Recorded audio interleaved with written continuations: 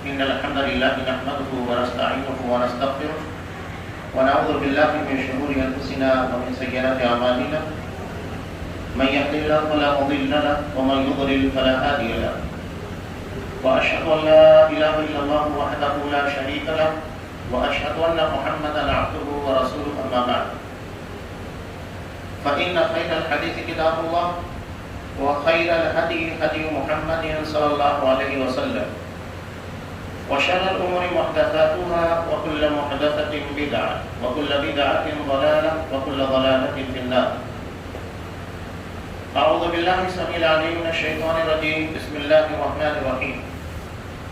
يا أيها الذين آمنوا اتقوا الله حق تقاته ولا تموتن إلا وأنتم مسلمون. يا أيها الناس اتقوا ربكم الذي خلقكم من نفس واحدة وخلق منها زوجها وبث منهما رجالا كثيرا ونساء واتقوا الله الذي تساءلون به والأرحام إن الله كان عليكم رقيبا.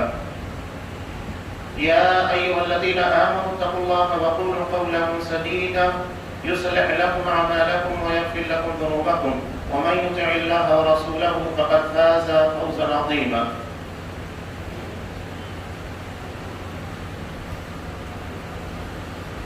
وقال قل يا عبادي الذين أسرفوا على أنفسهم لا تقنطوا من رحمة الله إن الله يغفر الذنوب جميعا. وعن أبي هريرة رضي الله تعالى عنه قال قال رسول الله صلى الله عليه وسلم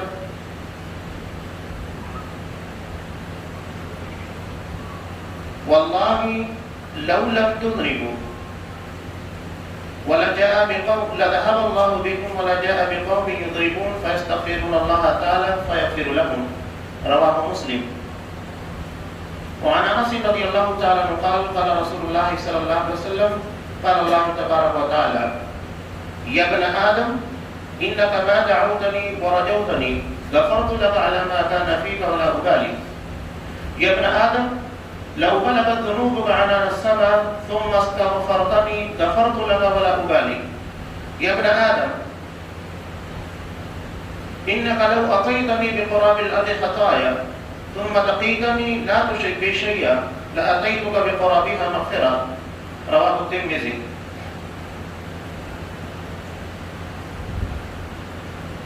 تمام قسم کی تعریفات اللہ رب العالمین وحدہ لا شریک للہ کو زیبا ہے جو ساری کائنات کا تنہا خالق و مالک ہے، اور بے شمار درود و سلام ہو اللہ کے آخری نبی جناب کریم محمد رسول اللہ صلی اللہ علیہ وسلم کی ذات مقدس آ کر۔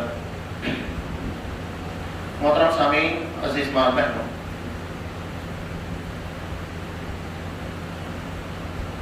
رمضان المبارک کے روزوں کا بنیادی مقصد قرآن مجید نے بیان کیا لعلکم تتقون، تاکہ تم متقی بن جاؤ۔ اور متقی بننے کے لیے لازم ہے کہ بندہ گناہوں سے اپنے آپ کو پاک و صاف کرے، اور گناہوں سے اپنے آپ کو پاک و صاف کرنے کے لیے لازم ہے کہ وہ توبہ کرے، استغفار کرے، اپنا محاسبہ کریں۔ اس لیے کہ جب تک ہم اپنا محاسبہ نہیں کریں گے تو اپنے گناہوں کی طرف ہماری توجہ نہیں جائے گی، ہم کیا خطا کیا غلطیاں کر رہے ہیں۔ اس حقیقت کو ہر کوئی اچھی طریقے سے جان لے۔ نبی کریم صلی اللہ علیہ وسلم نے ارشاد فرمایا کل بنی آدم خطاء، آدم علیہ السلام کی جتنی اولاد ہیں سب کے سب بہت غلطیاں کرنے والے، بہت خطا کرنے والے ہیں۔ وَخَيْرُ الْخَطَّائِينَ التَّوَّابُونَ، اور سب سے بہترین خطا کار توبہ کرنے والے ہیں۔ یعنی خطا کاروں میں دو طرح کے لوگ ہیں، ایک وہ ہے جو گناہ کرنے کے بعد توبہ نہیں کرتے، یہ بہترین خطا کار نہیں ہے۔ بہترین خطا کار کون ہے؟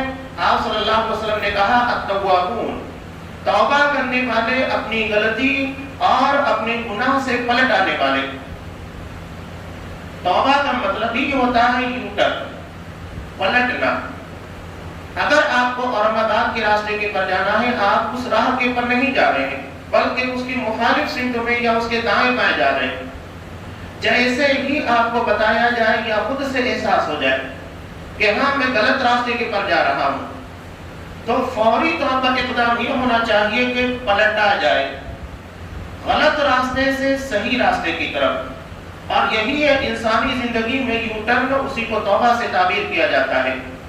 جب بھی ہمیں احساس ہو کہ ہاں ہم اللہ کے اس پسندیدہ راستے پر نہیں ہیں جس پر وہ چلانا چاہتا ہے، یا خارجی طور کے پر کوئی اشارہ مل جائے کہ ہاں ہم غلطی کر رہے ہیں، خطا ہو رہی ہے ہم سے، کبھی دیگر واقعات دیگر چیزوں کے ذریعے ہم کو بتایا جاتا ہے کہ تم خطا کر رہے ہو، اور کبھی اپنے گناہ اور اپنی غلطی کے لیے خود کا محاسبہ ضروری ہے۔ اسی لیے آپ صلی اللہ علیہ وسلم نے ارشاد فرمایا، ترمذی کی روایت،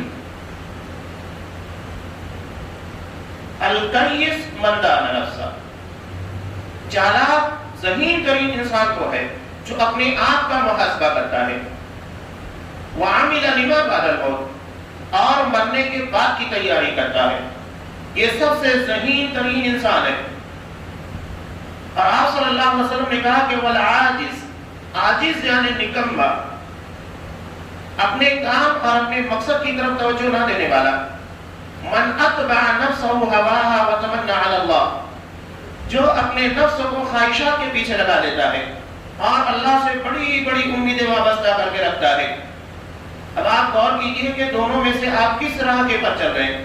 کیس ذہین ترین انسان جو اپنا محاسبہ کرتا ہے، اپنا جائزہ لیتے رہتا ہے، یا اس شخص کی طرح جو خواہشات کے پیچھے لگا ہوا ہے، میرا رب بڑا معاف کرنے والا، بڑا رحم کرنے والا ہے، میں کتنے بھی گناہ کتنی بھی غلطی کروں وہ مجھے معاف کر دے گا، یہ صحیح ہے، لیکن اس کا مطلب یہ نہیں ہے کہ ہم غلطیوں کے پر غلطیاں کریں۔ اگر ہمیں توبہ کے بغیر اس دنیا سے جانا پڑ جائے تو کیا کر سکتے ہیں؟ کسے پتا ہے کہ توبہ کے لیے کل اسے موقع ملتا ہے، اگلے لمحے موقع ملتا ہے کہ نہیں ہے؟ یہ توبہ کی توفیق، مہلت، اللہ تبارک و تعالیٰ کی طرف سے ڈھیل بہت بڑی نعمت ہے۔ اس کا غلط فائدہ اٹھانے کی کوشش مت کیجیے گا، جتنا جلدی ہو غلط راستے سے صحیح راستے کی طرف آنے کی کوشش کی جائے۔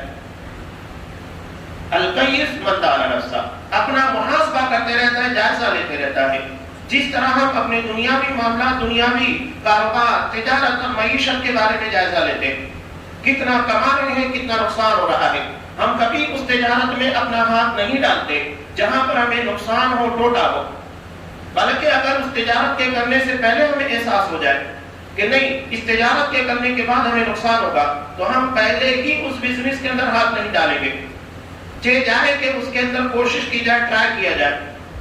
تو پھر گناہ کے معاملے میں جس کا بالکل واضح مفہوم ہے کہ اس میں سوائے نقصان کے کچھ نہیں، اور اس کی سب سے خراب بات قرآن مجید گناہ کے اثرات کو بیان کرتا ہے، ظہر الفساد فی البر والبحر بما کسبت ایدی الناس، خشکی یعنی زمین، تری یعنی سمندر، ان دونوں کے پر انسان کے گناہوں کی بنیاد کے پر بگاڑ اور فساد پیدا ہو چکا ہے۔ سمندروں کے اندر آنے والی سونامی، طوفان، طغیانی، یہ ہمارے گناہوں کی بنیاد کے پر ہوتی ہے۔ آسمان سے روک دیے جانے والا رزق، جسے ہم بارش کہتے ہیں، اللہ تبارک و تعالیٰ کی رحمت، اسے بھی محض ہمارے گناہوں کی بنیاد کے پر روکا جاتا ہے۔ نبی کریم صلی اللہ علیہ وسلم کی واضح حدیث کہ جب زمین کے پر تجارتی معاملات کے اندر لوٹ پھسوڑ، دھوکے بازی، غیر شرعی طریقے سے جائز و ناجائز کا فرق کیے بغیر، حلال و حرام کی تمیز کے بغیر تجارت کی جاتی ہے، تو اللہ آسمان سے بارش کو روک دیتا ہے۔ یہ ایک بہت بڑی وجہ ہے بارش کے کم ہونے یا تو فساد یا بگاڑ ہونے کی، یہ ہمیں سب پتا ہے۔ تو یہ گناہ کی نحوست۔ تو سب سے بہترین خطا کار بندے کون؟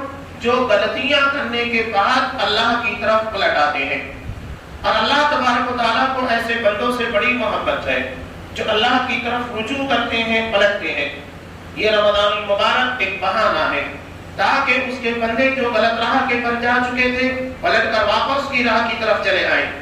اللہ ہمیں عذاب نہیں دینا چاہتا، وہ سزائیں نہیں دینا چاہتا، ہم اپنے اختیار اور اپنی غلطی سے اس راہ کا انتخاب کرتے ہیں جس راہ کے پر ہمارے لیے دشواریاں ہیں، پریشانیاں ہیں، لیکن وہ رب بڑا غفور ہے، بڑا بخشنے والا، بڑا رحم کرنے والا.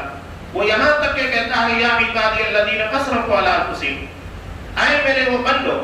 سوچئے کہ اللہ تبارک و تعالیٰ نے اتنی خطا، اتنی غلطیوں کے بعد بھی کیا کہا؟ یا عبادی الذین اسرفوا، اے میرے بندو. اللہ یہ نہیں کہہ رہا کہ تم میرے بندے نہیں ہو، اتنی خطاؤں اور غلطیوں کے بعد وہ کہہ رہا ہے کہ تم میرے بندے ہو.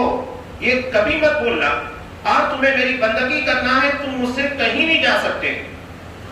اسرفوا علی انفسہم، جنہوں نے اپنے آپ کے پر بہت ظلم کیا ہے، تھوڑا سا نہیں، بہت ظلم، اپنے گناہ اور غلطیوں کے ذریعے بہت زیادہ رب کو ناراض کیا ہے. لا تقنطوا من رحمت اللہ، اللہ کی رحمت سے مایوس مت ہونا.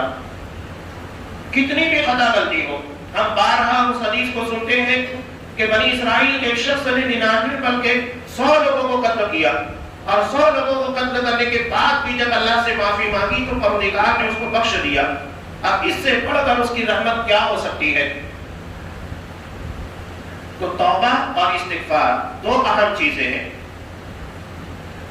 استغفار اپنی غلطی کے بارے میں اللہ سے مغفرت طلب کرنا، اور توبہ کا مطلب ہے غلط راستے سے صحیح راستے کی طرف آنا. یہ دونوں چیزیں لازم ہیں. اب یہاں استغفار کی حقیقت سمجھنا ضروری ہے. استغفار یہ مغفرت سے بنا ہے، غفران. اس کا مطلب ہوتا ہے ڈھانپ لینا، چھپا لینا، یعنی غلطیوں کو سزا دیے بغیر معاف کر دینا. وہ پروردگار اتنا رحیم ہے، اور یہ بات طے ہے کہ اگر وہ اپنے بندے کے گناہوں کو معاف کرنا چاہے تو کوئی اسے ٹوک نہیں سکتا کہ پروردگار تو نے فلاں کے گناہ کو کیوں معاف کر دیا. ہم دنیاوی معاملات کے پر کسی کے پر بھی اعتراض کر سکتے ہیں کہ اس کے ساتھ ایسا کیوں کیا، میرے ساتھ ایسا کیوں کیا گیا. لیکن اللہ تبارک و تعالیٰ کے کسی معاملے کے پر کسی کو اعتراض کرنے کا کوئی حق نہیں. نبی کریم صلی اللہ علیہ وسلم نے ارشاد فرمایا قیامت کے دن اللہ تبارک و تعالیٰ ایک بندے کو بلائے گا، بلانے کے بعد اس کے گناہ اسے گنوائے گا. وہ ساری غلطیوں اور خطاؤں کا اقرار کرے گا کہ ہاں پروردگار میں نے غلطی کی تھی، یہ خطا میں نے کی تھی. اس کے بعد اللہ کہے گا کہ میرے بندے، میں نے تیرے ان گناہوں کے پر دنیا میں بھی پردہ ڈالے رکھا، یا لوگوں سے چھپا کر رکھا، یا اس کی سزا میں نے تجھے دنیا میں نہیں دی. جا، آج بھی میں تجھے بغیر سزا دیے ہوئے آج معاف کر رہا ہوں. اور اس کے بعد اسے اپنی جنت میں داخل کر دے گا. یہ ہے اس کی رحیمیت، یہ اس کا رحم ہے. کسی کو اعتراض کی گنجائش نہیں کہ پروردگار تو نے اسے سزا دیے بغیر کیوں معاف کر دیا. نہیں، کسی کو اختیار نہیں. یہی اللہ تبارک و تعالیٰ کا رحم ہے.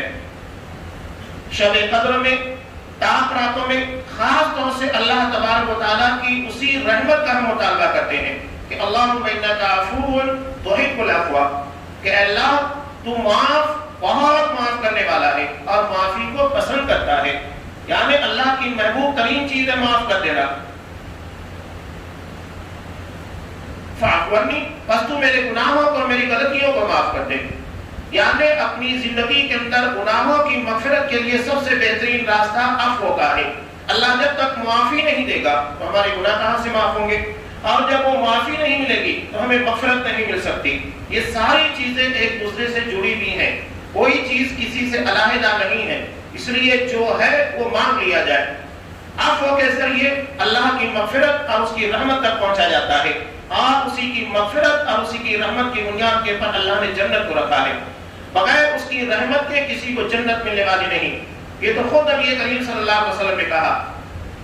صحابہ نے کہا کہ اللہ کے رسول آپ بھی، کہا کہ ہاں، الا ان یتغمدنی اللہ برحمہ، الا یہ کہ اللہ مجھے اپنی رحمت میں ڈھانپ لے تب میں اس کی جنت میں داخل ہونے والا ہوں.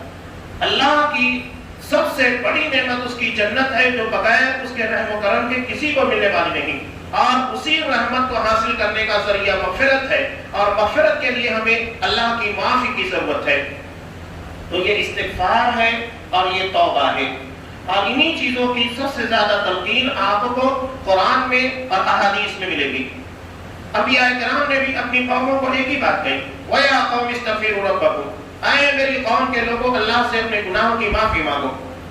بہت غلطیاں، بہت خطائیں ہیں. حضرت ہود علیہ السلام نے اپنی قوم کو کہا، وَيَا قَوْمِ اسْتَغْفِرُوا رَبَّكُمْ ثُمَّ تُوبُوا إِلَيْهِ، اپنے گناہوں کی غلطی اور خطاؤں سے اللہ سے معافی مانگو. اس کا نتیجہ یہ ہوگا کہ جس بارش کے بارے میں تم پریشان ہو، ترس رہے ہو اللہ کی رحمت کے، اللہ تمہیں بارش دے گا. حضرت فاروق رضی اللہ تعالیٰ ایک مرتبہ قحط سالی کا زمانہ تھا، انہوں نے سارے لوگوں کو جمع کیا.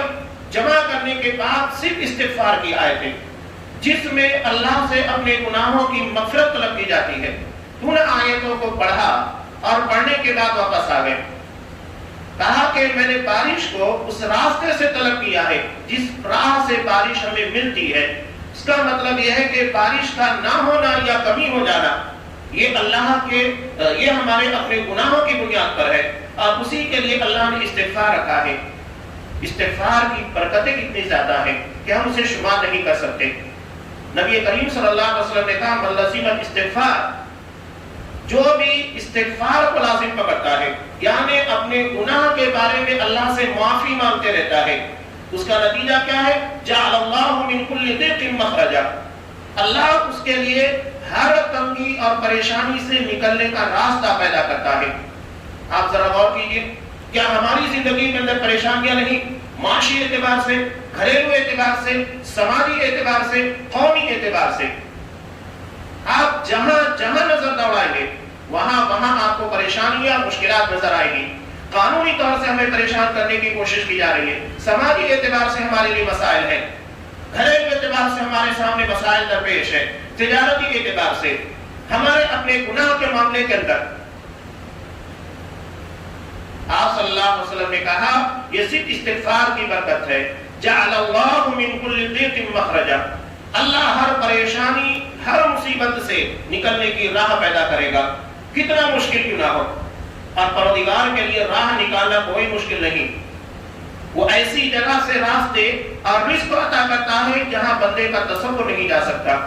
وَيَرْزُقُهُ مِنْ حَيْثُ لَا يَحْتَسِبُ، اللہ اسے ایسی جگہ سے رزق دے گا جہاں اسے تصور نہیں جائے گا. لیکن اپنی غلطی، اپنی خطا، کہاں ہم چوکی کر رہے ہیں، کہاں ہم سے کوتاہیاں ہو رہی ہیں، اس کا جاننا اور اس کی اصلاح کرنا ضروری ہے.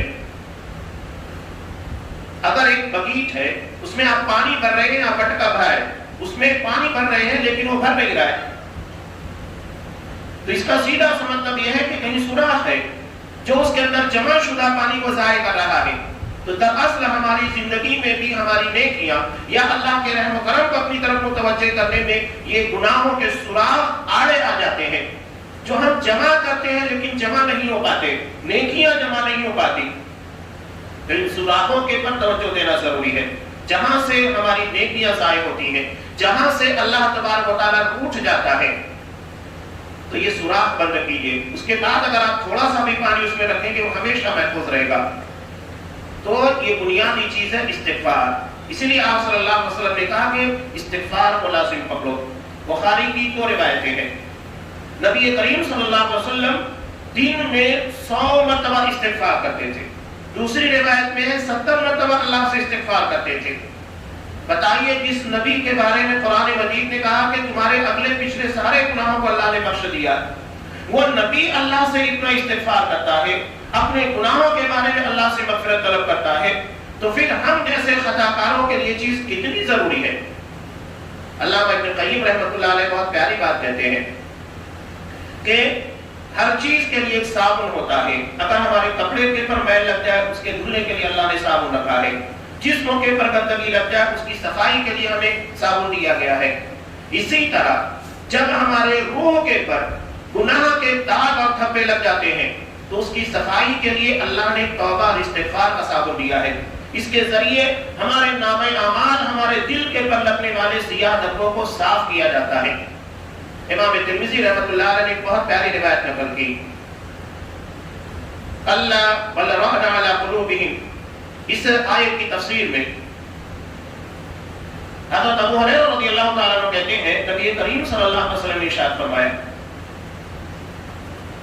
ان العبد اذا اخطأ خطیئہ، بندہ جب بھی کوئی غلطی کوئی خطا کرتا ہے، نکتت فی قلبہ نکتۃ سوداء، اس کے دل پر ایک کالا دھبا لگا دیا جاتا ہے. اگر بندہ ہوشیار ہوتا ہے فَإِذَا هُوَ نَزَعَ وَاسْتَغْفَرَ وَتَابَ، تو وہ کیا کرتا ہے؟ فوراً اپنے گناہ، اپنی غلطی کا اعتراف کرتا ہے، ہاں مجھ سے غلطی ہوئی، وَتَابَ، اور صحیح راستے کی طرف پلٹ آتا ہے، توبہ کرتا ہے، غلط راہ کے پر نہیں جاتا ہے۔ استغفار کا مطلب غلطی کا اعتراف، توبہ کا مطلب صحیح راستے کی طرف پلٹنا۔ اگر آپ غلطی مان رہے ہیں لیکن صحیح راستے کی طرف پلٹ نہیں رہے ہیں، اس کا مطلب یہ کہ آپ توبہ نہیں کر رہے ہیں۔ تو استغفار اور توبہ دونوں ضروری ہے۔ اگر آپ کو اپنی غلطی کے بارے میں احساس ہو جائے، بہت اچھی بات ہے، آپ نے اپنے آپ کو روک لیا، لیکن صحیح راستے کی طرف پلٹنا بھی ضروری ہے، اور وہ توبہ کے ذریعے ہے۔ استغفار کا مطلب اپنی غلطی کا اعتراف، اور توبہ کا مطلب ہے صحیح راستے کی طرف پلٹنا، دونوں ضروری ہوتا ہے۔ تو صلی اللہ علیہ وسلم نے کہا فَإِذَا هُوَ نَزَعَ وَاسْتَغْفَرَ وَتَابَ، تو وہ کیا کرتا ہے؟ فوری طور پر اپنی غلطی کا اعتراف کرتا ہے، پروردگار میں نے غلطی کی، میں نے خطا کی۔ جب تک آپ غلطی کا اعتراف نہیں کریں گے، توبہ کی توفیق ملنے والی نہیں۔ غلطی کا اعتراف ہمیں توبہ کی طرف لے کر آتا ہے۔ وَتَابَ، اس کے بعد وہ توبہ کرتا ہے، سُقِلَ قَلْبُهُ، اس کے دل کو پہلے کی طرح چمکا دیا جاتا ہے، روشن کر دیا جاتا ہے، صاف کر دیا جاتا ہے۔ جس طرح ہمارے کپڑوں کے پر لگنے والی گندگی، جب ہم اسے صابن سے دھو دیتے ہیں، یا ہماری گاڑیوں کے پر جو گندگیاں لگتی ہیں اسے ہم صاف کر دیتے ہیں تو دوبارہ وہ چمکنا شروع کر دیتی ہے، اسی طرح ہمارا دل ہے کہ اگر یہ خطا اور غلطی کرتا ہے، اس کے پر گناہ کے دھبے لگتے ہیں، تو استغفار اور توبہ کی برکت سے اللہ اسے صاف کرتا ہے۔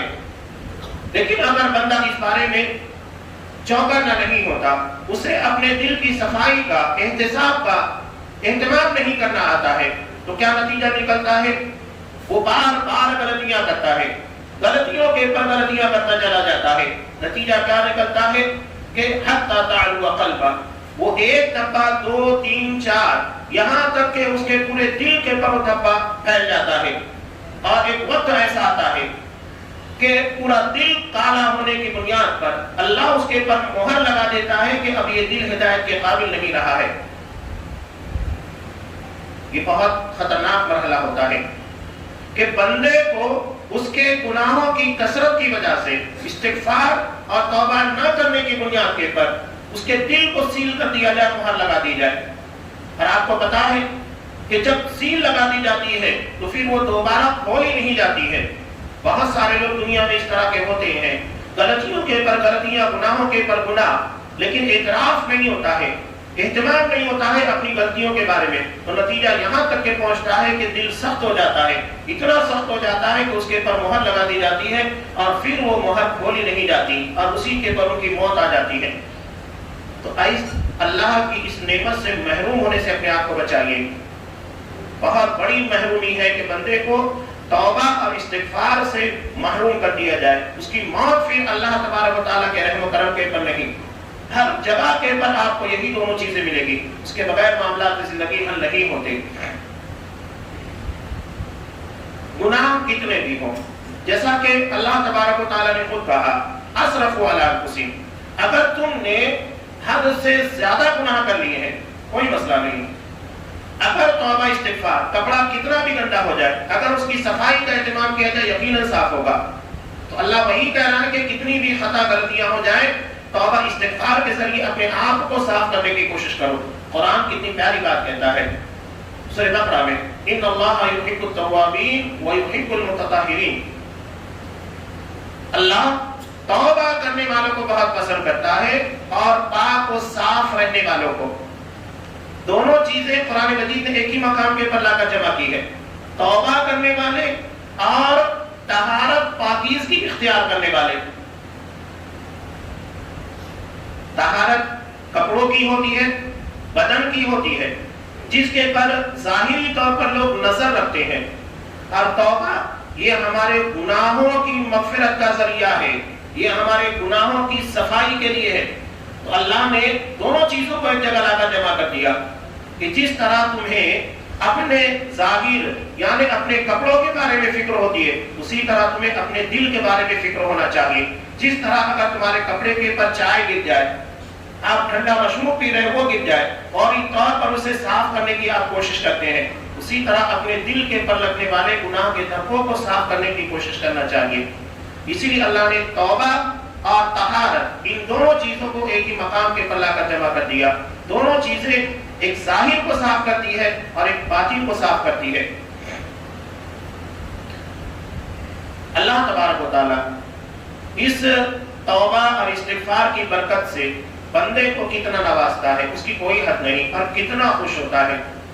امام ترمذی نے امام مسلم رحمۃ اللہ علیہ نے ایک روایت نقل کی، اللہ کو اپنے بندے کی توبہ سے کتنی خوشی ہوتی ہے۔ آپ صلی اللہ علیہ وسلم نے مثال دیتے ہوئے کہا کہ ایک بندہ جو سفر کر رہا ہے، جنگل بیابان میں ہے، ایک جگہ تھک ہار کر وہ آرام کرتا ہے، آرام کرنے کے بعد جب وہ بیدار ہوتا ہے تو دیکھتا ہے کہ اس کی سواری اس کے ساتھ و سامان کے ساتھ غائب ہے۔ اب وہ حیران و پریشان ہو جاتا ہے، اس لیے کہ سواری نہیں ہے، سفر کیسے ہوگا، سامان نہیں ہے، سارا لٹ چکا ہے۔ ایسے عالم میں وہ اپنی سواری کو، اپنے ساز و سامان کو خوب تلاش کرتا ہے، نہیں ملتی، یہاں تک کہ وہ تھک جاتا ہے، تھکا ہارا ہوا وہ آ کر سو جاتا ہے، اتنی تھکاوٹ اس کے پر طاری ہوتی ہے۔ اور جب بیدار ہوتا ہے تو بیدار ہونے کے بعد دیکھتا ہے کہ اس کی سواری اس کے ساز و سامان کے ساتھ اسی جگہ موجود ہے۔ اتنا خوش ہوتا ہے، خوشی کے عالم میں وہ کہتا ہے کہ پروردگار تو میرا بندہ ہے، میں تیرا رب ہوں۔ اللہ اس بندے سے کہیں زیادہ خوش ہوتا ہے، وہ خطا کر جاتا ہے، غلطی کر جاتا ہے، اس سے یہ کہنا چاہیے تھا کہ پروردگار تو میرا رب ہے، میں تیرا بندہ ہوں۔ اللہ کو اس بندے سے کہیں زیادہ خوشی ہوتی ہے، اس لیے کہ پروردگار نے ہم کو پیدا کیا۔ پروردگار ہمارا رب ہے، وہ رحیم ہے، ارحم الراحمین ہے۔ وہ کیوں چاہے گا کہ اس کے بندے جہنم کے راستے کی طرف جائے، جہنم کا شکار ہو اور اپنے آپ کو ہلاکت اور تباہی اور بربادی کے اندر ڈالے؟ وہ نہیں چاہتا۔ ایک باپ اپنے بیٹے کے تئیں اتنی محبت رکھتا ہے، بچہ کتنی بھی غلطی کرے، کتنا بھی گنہگار اور خطا کار کیوں نہ ہو، ایک ماں اور ایک باپ کبھی اپنے بچے کے تعلق سے غلط نہیں سوچتے۔ تو سوچئے کہ وہ پروردگار جو ساری ماں سے زیادہ رحم کرنے والا، سارے باپوں سے کہیں زیادہ رحم دل اپنے بندوں کے اوپر ہے، وہ اپنے بندے کے تعلق سے یہ کیوں سوچے گا کہ اس کے بندے خطا کرے، غلطیاں کرے، گناہ کرے اور اس کی بنیاد کے پر ان کو سزا دی جائے؟ اگر ہم اپنا محاسبہ کریں تو احساس ہوگا کہ اللہ تبارک و تعالیٰ نے ہم کو کتنی چھوٹ دی ہے، ہم کتنی غلطی کرتے ہیں، کتنی خطائیں کرتے ہیں، اور وہ کتنا رحیم ہے، وہ سزائیں جلدی نہیں دیتا۔ اور اگر وہ کچھ سزا دے بھی رہا ہے تو دراصل ہمیں صحیح راستے کے پر لانے کے لیے، جس طرح کہ ہم دیکھتے ہیں کہ بکریوں کو چرانے والا، جانوروں کو چرانے والا جب چراتے وقت ان کو ایک راستے کے اوپر لے کر جاتا ہے تو کوئی بکری یا جانور صحیح راستے سے ہٹتا ہے تو اس کو ڈنڈا مارتا ہے، اس کو صحیح راستے پر لاتا ہے۔ یہ نہیں کہ وہ ان کے پر ظلم کر رہا ہے بلکہ انہیں بھٹکنے سے بچا رہا ہے۔ تو اللہ کی طرف سے آنے والے چھوٹے موٹے عذاب، چھوٹی موٹی آزمائشیں ہمیں غلط راستے سے صحیح راستے کے پر لانے کے لیے ہوتی ہیں۔ یہ بھی دراصل ہمارے لیے رحمت ہے، ہمارے لیے عذاب نہیں ہے۔ کہ ہمارے اعتبار سے عذاب یا سزا ہو سکتی ہے لیکن اللہ تبارک و تعالیٰ کسی کے پر ظلم نہیں کرتا۔ تو یہ صرف اللہ کی طرف سے رحم ہے اور اس کا کرم ہے۔ چاہے آپ کورونا وائرس یا بیماریاں کوئی بھی چیز کہیے یا تجارتی کے اعتبار سے ہماری پریشانیاں، یہ سب کے سب ہمیں صحیح راستے کے پر لانے کے لیے۔ اللہ کے کسی فیصلے کے اندر بندوں کے لیے ظلم نہیں ہوتا ہے، یہ ہمارے اپنے اعتبار سے ہوتا ہے۔ اور پروردگار کے کسی فیصلے کے اندر ظلم نہیں ہے، زیادتی نہیں ہے، وہ تو اپنے بندوں کو صحیح راستے کے پر لانا چاہتا ہے۔ اگر ہم یہ سوچیں تو اللہ کے بارے میں بدگمانی ہے ہماری، اور اللہ کے بارے میں بدگمان نہیں ہونا چاہیے۔ شیطان تو چاہتا ہے کہ پروردگار کے بارے میں تمہیں بدگمان کر دے۔ مشکلات، آزمائشیں اصحاب کرام کی زندگی میں، آپ صلی اللہ علیہ وسلم کی زندگی اٹھا کر دیکھیں، جگہ جگہ کے پر، قدم قدم کے پر، اور آپ صلی اللہ علیہ وسلم نے کہا کہ ہر کسی کو اس کے ایمان کے بقدر آزمایا جاتا ہے، جتنا ایمان ہوگا اتنی آزمائشیں ہوگی۔ اللہ نے دنیا کو دارالامتحان بنایا ہے، تو یہاں پر ہمیں آزمایا نہیں جائے گا تو پھر کیا کیا جائے گا؟ آزمائشیں ہوگی۔ اللہ کسی کو مال دے کر آزماتا ہے، کسی کو چھین کر آزماتا ہے، کسی کو اولاد دے کر آزماتا ہے، کسی کو اولاد نہیں دے کر آزماتا ہے، کسی کو عزت دے کر آزماتا ہے، کسی کو ذلت دے کر آزماتا ہے۔ آزمائش ہر اعتبار سے ہر کسی کی چل رہی ہے، کوئی ایسا نہیں ہے کہ امتحان نہ دے رہا ہو، ہر کوئی امتحان دے رہا ہے۔ ہم یہ نہ سمجھے کہ ہم اپنی جگہ کے پر بہت پریشان ہیں، دوسرا بڑا خوشحال ہے. نہیں، یہ تو ہر کوئی دوسرے کے بارے میں سوچ رہا ہے. پریشان میں ہوں، وہ خوشحال ہے. نہیں، ہر کوئی اپنی جگہ کے پر کسی نہ کسی آزمائش میں، کسی نہ کسی امتحان کے اندر مبتلا ہے. تو یہ اللہ کی طرف سے آزمائشیں ہیں، لیکن وہ ہمارے پر رحم کر رہا ہے، ظلم نہیں کرنا چاہتا. اللہ کے ہر فیصلے کے اندر عدل ہوتا ہے. نبی کریم صلی اللہ علیہ وسلم کی ایک بہت پیاری دعا کا جملہ ہے مسند احمد کی طویل روایت میں. اس میں آپ صلی اللہ علیہ وسلم اللہ سے یہی کہتے ہیں، عدل فی قضاء، اللہ تیرا ہر فیصلہ میرے بارے میں عدل کے پر مبنی ہے، کہیں تو مجھ پر ظلم نہیں کر رہا ہے، ہر فیصلہ تیرا عدل کے پر مستوی ہے. تو اللہ کے بارے میں کبھی بدگمان مت ہونا. اس کا جو فیصلہ ہماری زندگی میں ہے، جس موڑ کے پر، جس حالت میں ہم کو رکھے ہوئے ہے، یہ اس کے عدل کا معاملہ ہے، اس کے عدل کا مظہر ہے. تو اللہ کے بارے میں بدگمانی یہ ہمارے عقیدے کی خرابی اور اللہ کے بارے میں یا اس کی صفات کے بارے میں نہ جاننے کا نتیجہ ہے. اللہ نے گناہوں کے بارے میں ایک حقیقت بیان کی، لیکن اس حدیث کی بنیاد کے پر ہم غلط ٹریک کے پر نہ جائیں. اللہ ایک حقیقت بتا رہا ہے. مسلم کی روایت میں ہے، نبی کریم صلی اللہ علیہ وسلم نے کہا، اللہ کی قسم، لو لم تذنبوا لذهب اللہ بكم، اگر تم گناہ نہیں کرو گے اللہ تم سب کو ختم کر دے گا. وَلَجَاءَ بِقَوْمٍ يُذْنِبُونَ، اور ایسی قوم کو، ایسے لوگوں کو لے کر آئے گا جو خطا کرے، گناہ کرے، فَيَسْتَغْفِرُونَ اللَّهَ تَعَالَى فَيَغْفِرُ لَهُمْ، اور وہ اللہ سے اپنے گناہوں کی معافی مانگیں گے، اللہ انہیں بخش دے گا. یہاں حقیقت بتا رہا ہے کہ بندوں کے اندر ایسا مادہ رکھا ہی نہیں گیا ہے کہ وہ فرشتوں کی طرح ہو. یہ صرف خاصیت فرشتوں کے اندر ہے کہ اللہ نے ان کو گناہوں سے پاک و صاف بنایا ہے، انسانوں کو نہیں. حقیقت بتائی جا رہی ہے، جب ہماری فطرت کے اندر خطا کاری، گناہگاری لکھی ہوئی ہے، جو ہم نہ چاہتے ہوئے بھی کبھی کبھی کر لیتے ہیں. چاہتے ہوئے تو بہت سارے گناہ ہوتے ہیں، نہ چاہتے ہوئے بھی غلطیاں اور خطائیں ہو جاتی ہیں. تو ایسی صورت میں اللہ نے استغفار کا، توبہ کا دروازہ کھلا رکھا ہے. جب تک سانسیں چل رہی ہیں اور جب تک ہماری سانس یہ سکرات کے عالم میں نہیں جاتی ہے، تب تک کے لیے اللہ نے توبہ کا دروازہ کھلا رکھا ہے اور وہ اپنے بندوں کو معاف کرتا ہے. اور جب یہ دروازہ بند ہو جاتا ہے، سکرات طاری ہو جاتا ہے، معاملہ ختم ہو گیا، اس کے لیے توبہ اب باقی نہیں بچتا ہے. ایک بہت پیاری حدیث ہے. اللہ تبارک و تعالیٰ کی مغفرت کی حقیقت کو اگر جاننا ہے تو یہ اللہ کی مغفرت ہے جس حدیث کے اندر، حدیث قدسی میں اللہ نے بیان کی ہے. امام ترمذی نے ابو داود کی روایت نقل کی حضرت انس رضی اللہ تعالیٰ عنہ سے.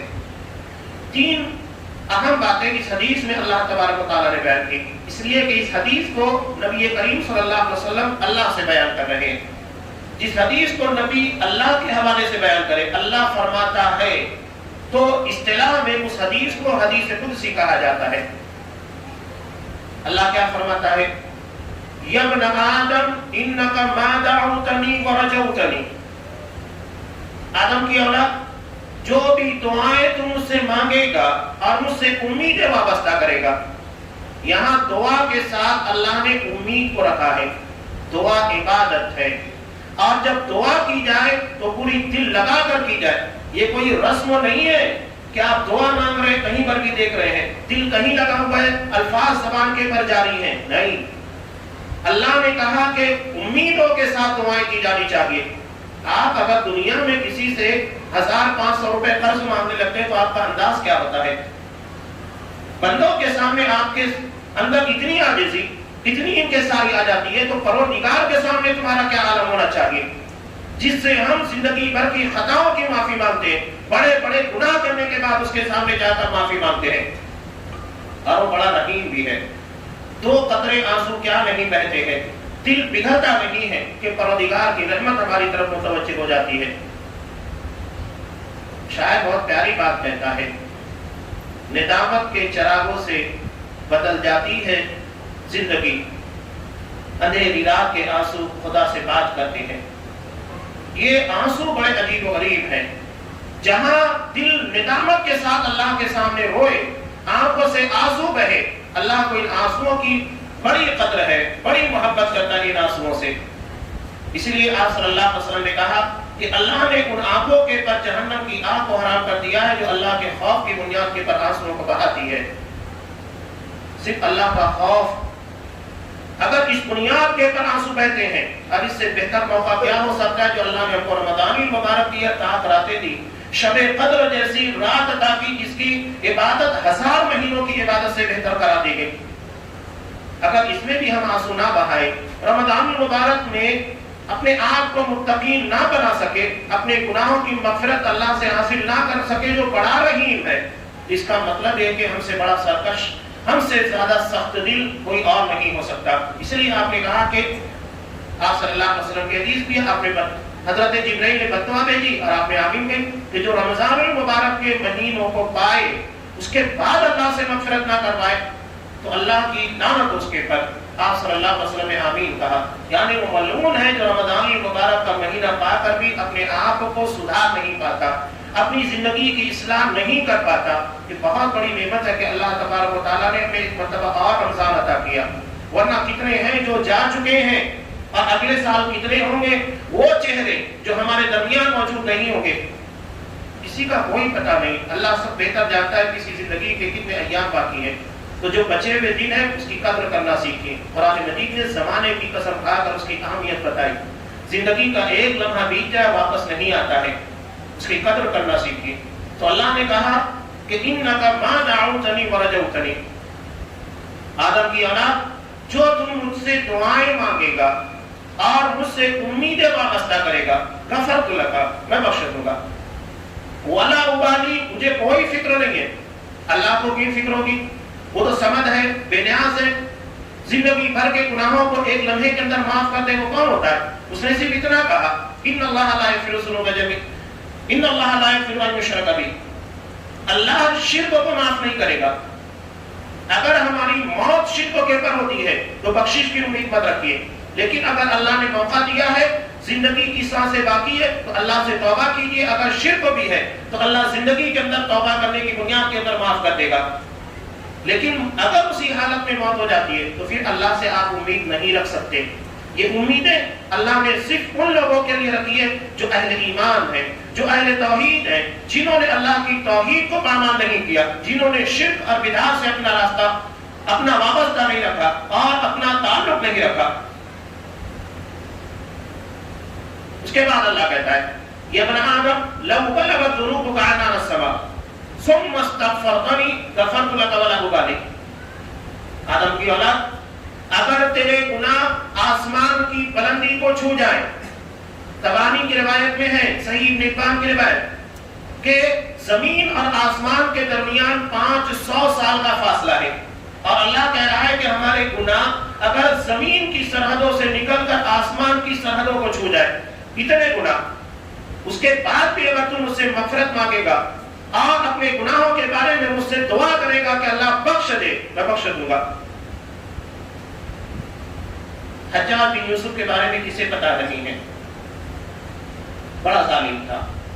بہت سارے اصحاب کرام کو اس نے شہید کروایا. اس کی ظلم اور زیادتی کی داستانیں اگر کسی کو پتہ ہے. جب موت کا وقت قریب آیا، اس کی ماں اس کے پاس آئی، رو رہی تھی. تو وہ کہنے لگا کہ ماں کیوں روتی ہے؟ وہ کہتی ہے کہ بیٹے تو نے اتنا ظلم کیا، اتنی زیادتی کی ہے، اتنا لوگوں کو مارا ہے، اللہ تبارک و تعالیٰ کے سامنے تو کیا چہرہ لے کر جائے گا؟ اسی خوف کی بنیاد پر رو رہی ہوں. وہ کہتا ہے کہ ماں یہ بتا، تجھے سب پتا ہے میں نے کیا غلطیاں کی، کیا خطا کی، کیا اس کے باوجود اگر تیرے بیٹے کو تیری نظروں کے سامنے آگ میں ڈالا جائے تو کیا گوارا کرے گی؟ کہا کہ نہیں. اس نے کہا تو میرا پروردگار تو تجھ سے کہیں زیادہ رحم کرنے والا ہے. یہ خیر اس کی امید تھی. اللہ نے دو الگ الگ شعبے رکھے ہیں، ایک حقوق اللہ ہے، ایک حقوق العباد ہے. اگر ہم نے بندوں کے ساتھ زیادتی کی ہے تو بندوں کے حوالے کیا جائے گا، اللہ اس کی مغفرت نہیں کرے گا. یہ بات یاد رکھیے گا. ہم یہ سمجھیں کہ لوگوں کے مال کو ناجائز طریقے سے حاصل کر لے، لوگوں کی زمینیں لوٹ لے، بندوں کے تعلق سے جو غلطیاں، جو خطائیں ہوں، کسی کے پر ظلم، گالی گلوچ، جو کچھ کرنا ہے بندوں کے تعلق سے کر لیں اور پروردگار اس کے سامنے دو آنسو بہا دے، معاف کر دے گا. نہیں، اس حرم میں کبھی نہیں رہنا، یہ بہت بڑی غلطی اور خطا ہے، گناہ کے اوپر گناہ ہے. کہ ایک گناہ یہ کر رہے ہیں کہ بندوں کے اوپر ظلم اور زیادتی، اب دوسرا یہ سوچ رہے ہیں کہ پروردگار اس کو معاف کرے گا. نہیں، اللہ اسے معاف نہیں کرے گا. وہ بندوں کا معاملہ بندوں کے ساتھ ہے. اللہ نے اس بارے میں صاف کہہ دیا مسلم کی روایت میں، اگر ایک بکری نے، یہاں اللہ کا عدل ایسا ہے کہ اگر ایک بکری نے جو سینگ والی تھی بغیر سینگ والی کو مارا تو اللہ بغیر سینگ والی کو سینگ دے گا تاکہ وہ اپنا بدلہ لے سکے. ہم کہتے ہیں نا کوئی باپ بیٹے کا، بیٹا باپ کا، بیوی شوہر کی نہیں ہوگی، یہ اسی معاملے کے اندر ہے. قیامت کے دن شوہر اپنی بیوی کے پاس جائے گا اور کہے گا کہ بتا میں نے تیرے ساتھ کتنا اچھا سلوک کیا تھا. بیوی کہے گی یہاں تم نے کوئی شکایت کا موقع نہیں دیا. شوہر کہے گا ٹھیک ہے ایک نیکی مجھ کو دے دو. کہے گی نہیں، میں سب مانتی ہوں کہ آپ نے میرے ساتھ بہت اچھی زندگی گزاری، کسی قسم کے شکوے کا موقع نہیں دیا، لیکن یہاں ایک نیکی نہیں دوں گی. یہ معاملہ قیامت کے دن کا ہوگا. تو اپنے بارے میں چوکنا ہو جائیے. حقوق العباد میں کوئی کسی کا نہیں ہوگا. بالکل واضح اور دو ٹوک انداز میں ان چیزوں کو بیان کر دیا گیا ہے. تو یہاں قطعاً کسی قسم کے غفلت کا شکار نہ ہو. ہاں، اللہ کے جو معاملات ہیں، اللہ کے جو حقوق ہیں، اس میں جو کوتاہیاں اس کے بارے میں اللہ کہہ رہا ہے کہ جو غلطیاں جو خطائیں ہیں میں معاف کر دوں گا. وہ رحیم ہے، وہ کریم ہے، وہ چاہے تو معاف کر دے، لیکن بندوں کے معاملات میں نہیں. نبی کریم صلی اللہ علیہ وسلم نے اپنی زندگی کے اخیر مرحلے میں اپنے آپ کو منبر کے اوپر پیش کیا اور اس کے بعد کہا کہ اگر میرا کسی کی طرف کچھ نکلتا ہے یا میں نے کسی کے ساتھ زیادتی کی ہے تو آج اپنا بدلہ لے لیں. ایک صحابی کھڑے تھے، کہا کہ اللہ کے رسول میرے 3 درہم آپ کی طرف باقی ہیں. آپ صلی اللہ علیہ وسلم نے فوراً حضرت فضل بن عباس رضی اللہ تعالیٰ عنہ کو کہا کہ اس کا قرض ادا کر دیا جائے. نبی نے اپنے آپ کو کیوں پیش کیا کہ آپ اللہ کے سامنے توبہ نہیں کرتے تھے، اللہ کے سامنے اپنے گناہوں کی معافی نہیں مانگتے تھے، سب تھا، لیکن بتا رہے ہیں کہ حقوق العباد کے بارے میں معافی نہیں ہے. وہ اللہ تبارک و تعالیٰ کے بارے میں ہے، اس کے حقوق کے بارے میں ہے. اگر بندوں کے ساتھ کوئی زیادتی ہے تو اسے دنیا میں معافی تلافی کرنا ہوگا. اگر تم نے کسی کے ساتھ زیادتی کی تو اس سے معافی مانگنی ہے، اللہ سے نہیں. اگر تم نے بندے کا کچھ لیا ہے تو اس سے جا کر اس کا حق ادا کرو. اسی لیے تو آپ صلی اللہ علیہ وسلم نے کہا کہ شہید کے سارے گناہوں کو اللہ معاف کر دیتا ہے سوائے قرض کے. اس لیے کہ اس کا تعلق بندے سے ہے، اللہ سے نہیں ہے. قرض معاف نہیں ہوتا ہے. جب تک قرض ادا نہیں کیا جائے گا اس کی معافی نہیں ہوگی. اب اس سے بڑھ کر اہمیت کیا ہو سکتی ہے حقوق العباد کی؟ تو اللہ جہاں جہاں ان چیزوں کو کہتا ہے کہ تمہارے گناہ کتنے بھی ہو جائے وہ اللہ کے تعلق سے ہے، بندوں کے تعلق سے نہیں. بندوں کے تعلق سے بندوں سے ملیے، ان سے اپنے معاملات صاف کیجیے. آپ صلی اللہ علیہ وسلم نے صاف کہا کہ اگر تم نے کسی کے ساتھ کوئی زیادتی یا ظلم کیا ہے مسلم کی روایت میں تو دنیا میں سارے معاملات کلیئر کر لو، اس سے پہلے کہ ایسا دن آ جائے جہاں پر روپیے پیسے دینار اور درہم چلنے والے نہیں ہیں، وہاں نیکیوں کے تبادلے ہوں گے.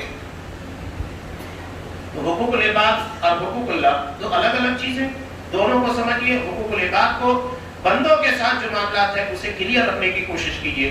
یہ کوشش، پہلی تو کوشش یہ ہونی چاہیے کہ ہماری ذات سے کسی کو تکلیف نہ ہو، اور اگر ہو گئی ہے کسی کا کچھ لے لیا یا کسی کو تکلیف پہنچا دی تو بہتر یہ کہ اس سے معافی مانگ لیجیے. دنیا میں اپنے آپ کو معاف کروا لیجیے، آخرت میں معاملہ مت چھوڑیے گا. تو اللہ کہتا ہے کہ بندے اگر تیرے گناہ آسمان کی بلندی کو چھو جائے اس کے بعد تم اسے مغفرت مانگے، اپنے گناہوں کی بخشش مانگے، میں بخش دوں گا ولا ابالی، مجھے کوئی فکر نہیں ہے. تیسری اہم بات اللہ کہتا ہے کہ ابن آدم لو اتیتنی بقراب الارض خطایا، اگر تو زمین بھر کر میرے سامنے خطائیں لے کر آئے گا، ثم لقیتنی لا تشرک بی شیئا، اور اس حالت میں مجھ سے ملاقات کرے گا کہ تو نے میرے ساتھ شرک نہیں کیا ہے، لَأَتَيْتُكَ بِقَرَابِينَ مَغْفِرَةً، تو میں اتنی مغفرت تیرے پاس لے کر آؤں گا. یہ اللہ کی رحمت ہے، اس کی مغفرت ہے. تو استغفار کی اہمیت سمجھیے. اللہ تبارک و تعالیٰ اس کی برکت سے کیا نہیں دیتا ہے، لیکن یہ بھی سمجھیے کہ بندوں کے کیا حقوق ہے، اللہ کے کیا حقوق ہے.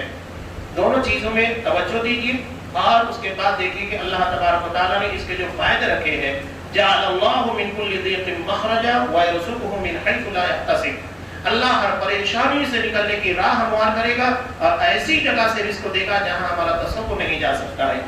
ہمیں غم و فکر سے بھی آزاد کرے گا، معاشی اعتبار سے بھی مستحکم کرے گا۔ یہ استغفار یعنی اپنی غلطی، اپنی خطا کے بارے میں متنبہ، چوکن نہ ہونے کی فضیلت ہے۔ اللہ تبارک و تعالیٰ اس حقیقت کو سمجھنے، جو کوتاہیاں، غلطیاں بندوں سے متعلق ہے، اس کی تلافی ہمیں دنیا میں کرنے کی توفیق دے۔ جو ہم سے ناراض ہیں ان کو راضی کرنے کی توفیق دے۔ جن کا ہم نے دل دکھایا ہے پروردگار ان کے دل کو راضی کرنے کی توفیق دے۔ ہماری ذات سے کسی کو جو تکلیف پہنچی ہوئی ہے پروردگار ان خطاؤں اور غلطیوں کے لیے دنیا میں معافی کی راہ کو ہموار کر دے، اور تیرے تعلق سے جو خطا، جو غلطیاں ہیں پروردگار تو رحیم و کریم ہے، ان سارے گناہوں کے اوپر مغفرت کی چادر کو پھیر دے، اس لیے کہ تو غفار ہے، بڑا بخشنے والا، بڑا رحم کرنے والا۔ تو ارحم الراحمین ہے، تجھ سے زیادہ کوئی رحم کرنے والا نہیں، تو ساری ماؤں سے زیادہ رحم کرنے والا ہے۔ پروردگار تو ہمیں سب سے پہلے ہمیں اپنی غلطیوں کا احساس دلا، ان غلطیوں سے توبہ کی توفیق دے، اور جو خطائیں اور غلطیاں ہیں ان غلطیوں کے پر مغفرت کی چادر کو پھیر دے، اور اپنے رحم و کرم کی بنیاد کے پر ہماری دنیا اور ہماری آخرت دونوں کو کامیاب بنا۔ آمین۔ بارک اللہ لنا ولکم فی القرآن العظیم ونفعني وإياكم بالآيات والذكر الحكيم إنه تعالى جواد كريم ملك بر رحيم۔